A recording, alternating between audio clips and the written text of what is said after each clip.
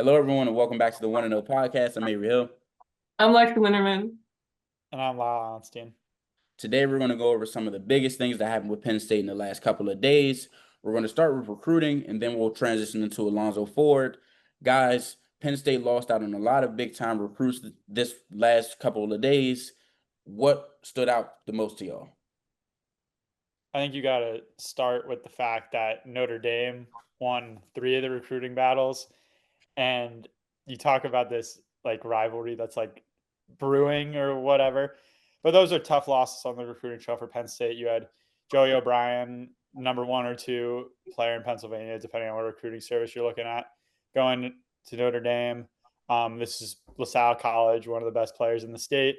And he had his teammate, Grayson McHugh, also one of the best players in the state, join him at Notre Dame. 2 tough losses right there. 2 guys that, Penn State really wanted. And Kari Adams, who was arguably Penn State's top cornerback target this whole cycle, who Penn State was in the lead for most of the time. But, Mike Mickens at Notre Dame has done a really good job cleaning up on the trail this cycle. Kari Adams and Joey Bryant have been on like 3 official visits together. So it's honestly tough losses. This is not the greatest week for Penn State, but, in-state losses, Grayson McHugh and Joey O'Brien, they hurt. But when you look at the top 10 players in Pennsylvania this cycle, most of them are committed to Penn State. So you could blow it out of proportion because of the caliber of players that they are. But the best in the state so far have, for the most part, stayed in the state. Yeah, I think kind of going off what Lyle said, I think I've just seen a lot of talk on Twitter this week about like everyone's just like up in arms about what's been happening on the recruiting trail. And I think a lot of people are really mad about Joey O'Brien. A lot of people are really mad about Luke Wafel too. Obviously his brother transferred from Michigan to Penn State this past offseason, defensive tackle.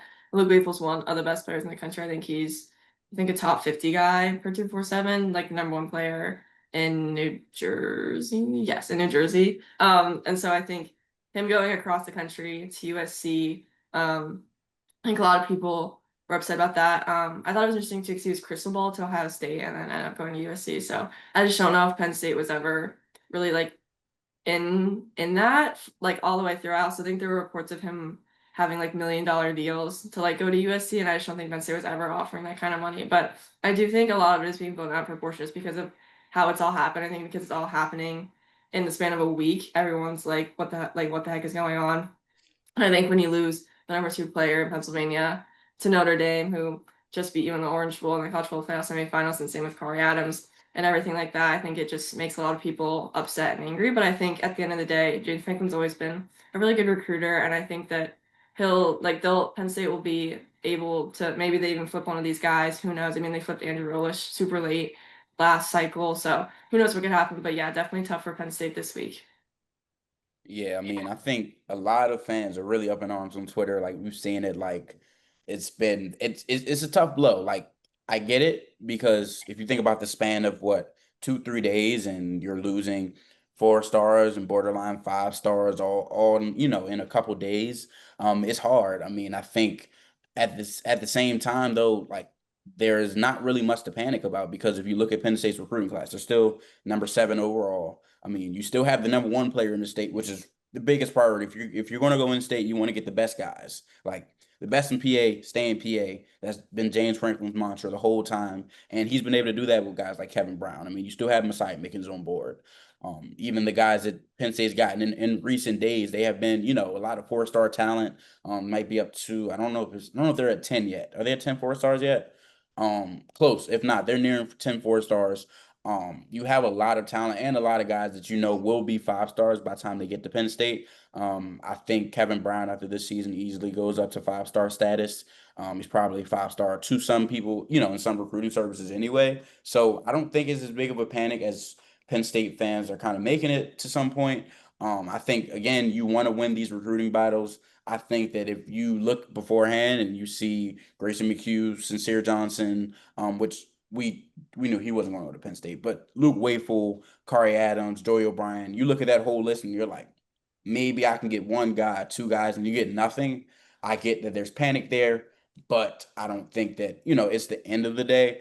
There's obviously a couple other guys that Penn State is still in the run for. Is there anyone that you guys think that Penn State really needs to secure now? Is there a necessity? Like we need a 5 star? Like, Well, I just think before you talk about like who they need, I think it's just you brought up a good point about like people getting upset over these losses, but it's all the external factors that come with it that's like what really is the difference, because it's not like Grayson McHugh, they straight up just like lost the recruiting battle, whatever. Same with Joey O'Brien, but like Sincere Johnson, it's like he goes to Glenville High School, which is coached by Ted Ginn Sr., who like Ohio State, like that's you're not winning that battle.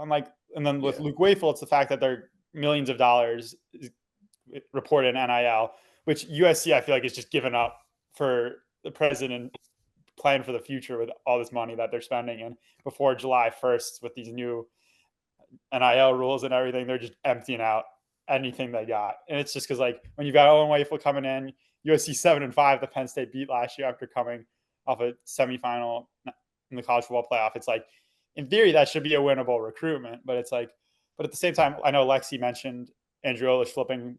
Honestly, after a few days after National Signing Day, I think we were in the car going to the Big Ten Championship when that happened. But like, this is a long way. These recruitments are like far from over. Cam Smith, another top 10 player in Pennsylvania, flipped from Duke last year. Matt Outen flipped from Virginia Tech after week one.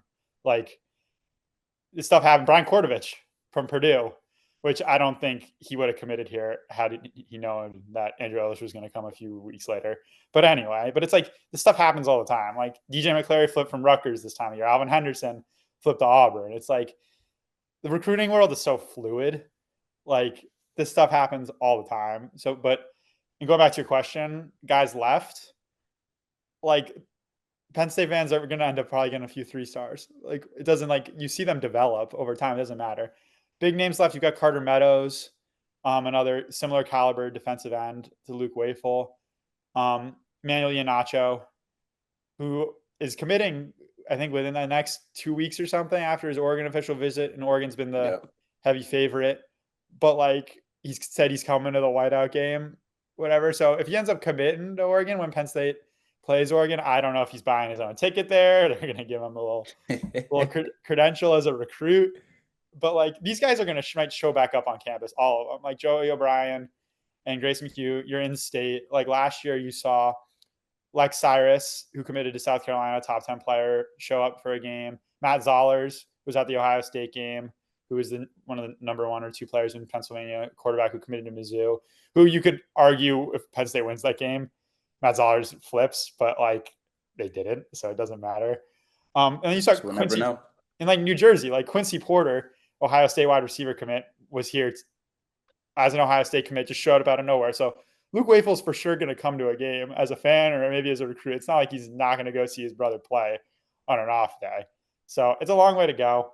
But it was a similar situation last summer when everyone, Penn State fans, were complaining about like a dry streak. But like a month ago, they were getting recruits left and right. So it's just the way this thing goes.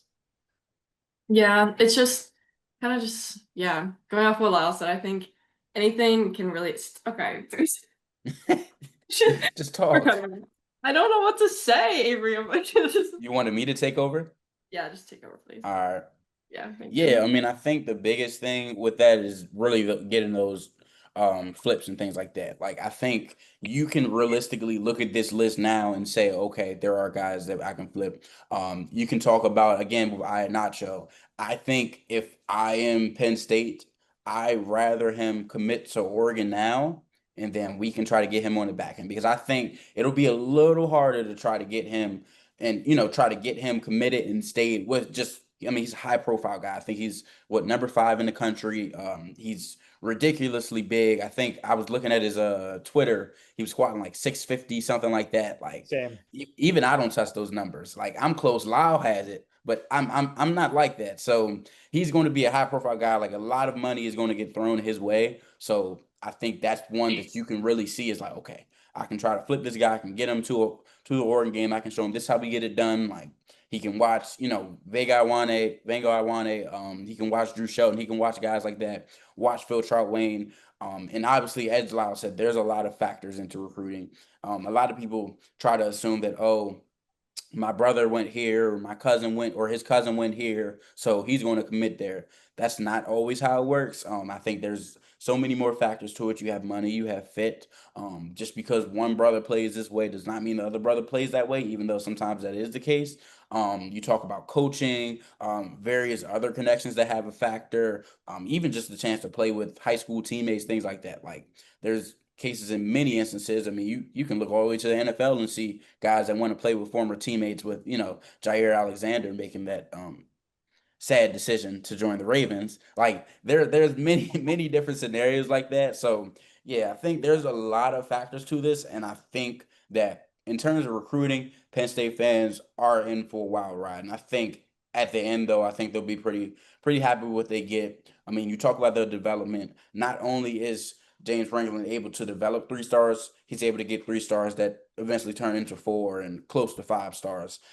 You see that with a lot of times they've had him. I mean, Drew Allar obviously was a high riser after Penn State offered him, and just a lot of different guys. So I think it's not over. Again, they're number 7 in the recruiting class, so they're not in a bad position whatsoever. Like that's like what are we really complaining for? Is really the question I would ask. But yeah, I think Penn State's in a good position.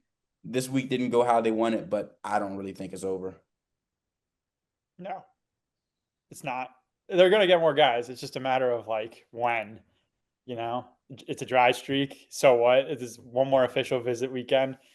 There's like 3 visitors, like maybe like this isn't like priority targets. So it's just like, it's a long way to go. Fans are going to want to see the splashy pickups, but that's not really how this recruiting staff works. So Yeah, and I mean it's also just a new age of college football. Like it's not all about who you're going to get out of high school. Like you have the transfer portal, which Penn State now is using. We just talked about how they kind of like flip their stance. Like yeah, we like our homegrown talent, and then we like guys that have potential, things like that. And then they're getting guys that produce. Again, Trevor Pena, Kyron Hudson, Devontae Ross, Mari Campbell, like you'll look in future years, and that I think that trend will continue. I think Penn State will continue to dip into the transfer portal. I don't think it'll be something like an SMU where you're getting 45 guys out of the portal, but I think they might end up getting 10 guys that some can produce. Some might have potential, but obviously it won't be the whole class. So I think that'll be something for Penn State to look forward to. And even with the recruits you lose out on, maybe Joey O'Brien hits the portal and it's like, okay, come back home. Like we've seen that story time and time again. Sometimes it's worked, sometimes it hasn't. So I think that'll be something to look out for in the future. But I kind of want to transition off of that topic. Another big news that we had dropped this weekend or late this week is that Alonzo Ford is set to return for August camp. Alonzo got hurt around, I think, week 11 against Minnesota. He missed the rest of the season, missed the playoffs, and he was slotted to have really that starting spot at the other starting spot, defensive tackle alongside Zane Durant. Now he comes back. You look at the room: Zane Durant, Xavier Gilliam, Randy Aderica at defensive tackle. And then you move on to even the defensive ends: Denai Dennis Sutton, Enoch White. Who am I blanking on? Yvonne Kamaj. Oh, Zariah Fisher. There we go. So right now, to me, Penn State's defensive line looks deep. I mean, what are you guys' thoughts? What impact does Alonzo Ford being back have for Penn State?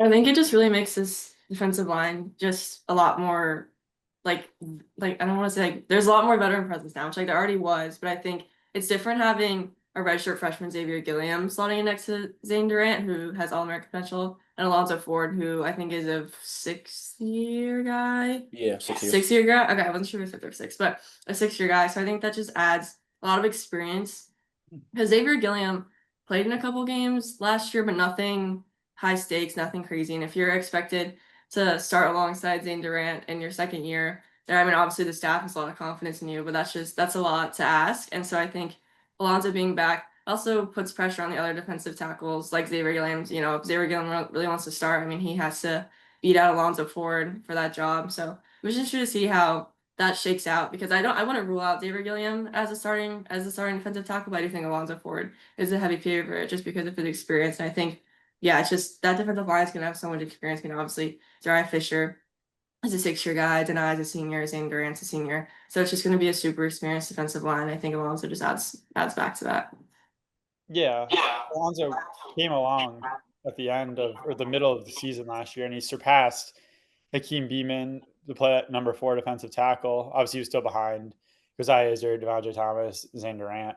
But like this guy, they were rotating. They needed that 4th defensive tackle. It was just unfortunate with the timing with Ford's injury and then Beeman's departure from the program that they only played 3 guys and they like to rotate it. They do the same thing at defensive end. So it adds depth. All of us feel pretty confident saying Zane Durant, Alonzo Ford, Xavier Gilliam are going to be the top 3 guys, but looks a lot better when you're putting in one of those freshmen or actually the only freshman you're going to get, or you get one of those redshirt freshmen that haven't, seen the field, Liam Andrews or whoever it may be. But yeah, it's helpful. Obviously, we don't really know if it's been clarified that Ford is back. Obviously, it's just a report right now when we have local media day. In August, I'm sure we'll get an answer on that. And if we see Ford actually on the practice field. But I know Avery in October, November, something last year, he wrote a story with Ford and he talked about like getting back to the speed of the game. Because when Ford transferred from ODU, I think in like 2023, like he had a season ending injury. So like they didn't even see him in his first year. So that's something he's going to have to get acclimated to again, because I'm assuming he's not really going to be playing football until he would hit the practice field in August because it's just going to be workouts and then you got like a chance to adjust. You've got that non-conference schedule. So like it's going to be a snap count, I'm assuming, regardless, because Penn State should not be in a position where they need all their top guys at every single position. But then you've got a week off from there in Oregon. Like he's a good player. Like this is a big piece. Last year his loss hurt. You need him going forward. It's going to be interesting to see what he does. That defensive line, it's like they've got the proven presences and really elite players with Deny and Zane Durant at the end and D tackle. We've seen Zariah Fisher flash at the end. He's a veteran, but it's still a question mark as to what his production is going to be. You could say the same thing about Alonzo Ford. I know it's going to be interesting. The non-conference schedule early on is really nice for lots of reasons for Penn State when you don't have that, I don't want to say hard non-conference game like they've had in the past, but like a tune-up with West Virginia. And then you had Auburn, who obviously a lot of people anticipated that one being, a hard test for Penn State. But then Sean Clifford, despite getting rocked in the first game, like one of his first drives, they won like 40-13 or something like that. So I don't know. It's a big get. It's a big get for them coming back. I know, Avery, you've been high on Alonzo. He's a good player, and it'll be interesting to see what he does when he comes back. Yeah, I mean, I think when you slot him into that lineup, I mean, you talk about again Zane Durant, Zariah Fisher, Deny Dennis Sutton. It kind of takes you back to last year, just as you said, like they were deep at defensive line, like or especially in that interior defensive line. I mean, you had Josiah Izzard, you had Devontae Thomas, you had again Alonzo Ford, you had Zane Durant, you had Akeem Beeman before he departed the program. It kind of brings you back to that. I think that instills some level of comfort for Deion Barnes. I mean, I think he's still confident in the guys that he recruited. I mean, he's every time we kind of ask, like, who are you high on? Who are the guys that nobody's talking about? He mentions everybody. Like, he's like, okay, yeah, Ty Blanding, Caleb Artis, like Jalen Don't Harvey. sleep on Caleb Uh, Artis.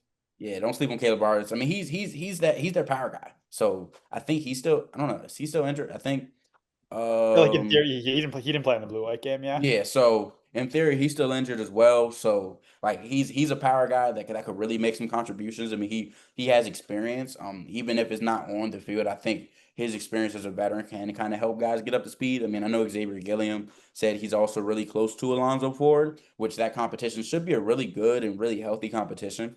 I think that either way, I think both of those guys would be satisfied with where they land because, again, when you're on that Penn State defensive line, it's a lot of rotation. They'll get a lot of burn. I think Alonzo Ford would be a really good guy to have in. And, your run situation, like, he's a pretty big guy. Like, I mean, you look at some of the pictures, he's, like, kind of just taking up, like, 2 spots. Like, if you need him to 2-gap, I think I can call on Alonzo Ford and get the job done. I know Chuck Losey said, like, he's a bull in the weight room. He said that his best days are ahead of him now. And again, that was pre-injury. So now all it is him kind of getting back up to speed. I think that he can kind of lean on his experience last year, kind of getting through recovery. Obviously, you don't want to get basically season-ending injuries twice. That's very unfortunate. But there is parts that he can lean on. I think with his experience, he's able to kind of just go through the process again mentally. I mean, it might be a blow, but I think he can kind of stay more encouraged this year. But I think Alonzo Ford can expect to have a big year. Again, having so many guys, being able to rotate so many guys has so many impacts. I mean, as he gets up to speed in the first 4 games, I mean, if he's ready to go and he's playing Villanova and like FIU, Nevada, like we could see an Alonzo Ford 1 sack, 3 tackle for loss game. I mean, you look at especially like Villanova, like size wise, like that's the biggest difference between levels. Offensive line, like their size, like guys are small. Like I haven't looked at Villanova's roster yet, so I don't know. Like guys might be 350, but there's a big chance that guys are like 250 pounds and like okay, maybe 270, and Alonzo Ford is just taking them in the backfield and just like chucking them, like get out of here, we're out of here, like here we're going. So I Kind think of it. like what I do to you if we did in Oklahoma. Yeah, Yeah. sure. Yep, yep, yep. We can put up that tape. Come on, Yeah. put the tape right Yeah. I'll here. plug my huddle real quick. Yeah, but I think that overall it is a really big ad for Penn State, especially losing Max Granville for the season or for a long-term injury. So I think that'll be a big thing. But yeah. Well, that's all we have for today. Thanks for tuning in. For more coverage, you can visit us at psucollegian.com and follow us on socials. We'll see you next time.